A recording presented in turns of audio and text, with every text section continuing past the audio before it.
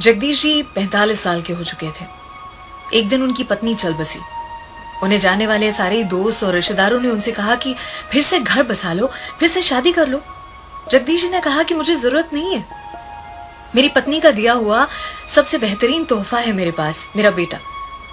उसे सफल बना पाऊं, मेरा जीवन अपने आप सफल हो जाएगा। जगदीश जी ने उसे अच्छे से पाल पोस कर बड़ा किया।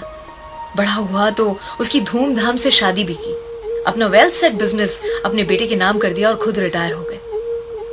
1 साल हुआ होगा इस बात को, और एक सुबह जगदीश जी थोड़ा जल्दी अपना नाश्ता करने बैठे हुए थे।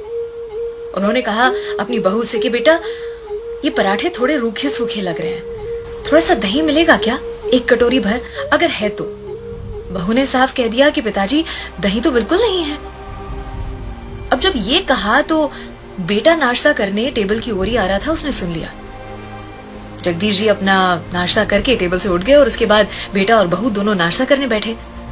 तब बहू ने ढक्कन के नीचे से 1 कटोरी भर के दही निकाला और अपने पति की प्लेट में रख दिया।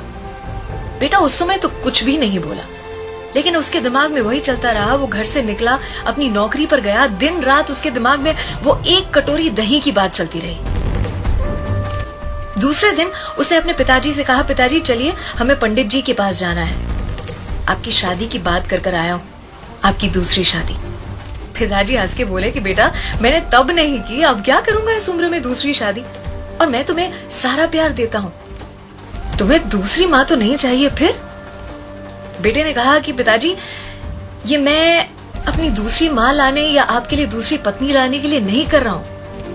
ये मैं इसलिए कर रहा हूं ताकि आपको अपने हिस्से का 1 कटोरी दही रोज बराबर मिलता रहे। कल से मैं और मेरी पत्नी एक किराए के घर में रहने जा रहे हैं और मैं आपकी ही ऑफिस में काम करूंगा, पर एक कर्मचारी के तौर पर। पगार मिलेगी मुझे, ताकि मेरी पत्नी को 1 कटोरी दही की कीमत सही से पता चले।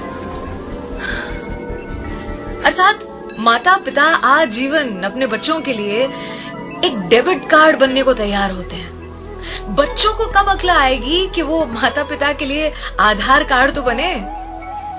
वो कहते हैं कि पहला प्यार कभी भुलाया नहीं जा सकता, फिर लोग माता पिता को कैसे भुला देते हैं।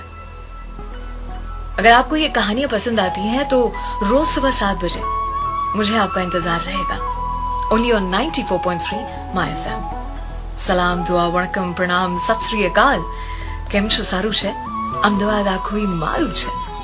अर्चना की ओर से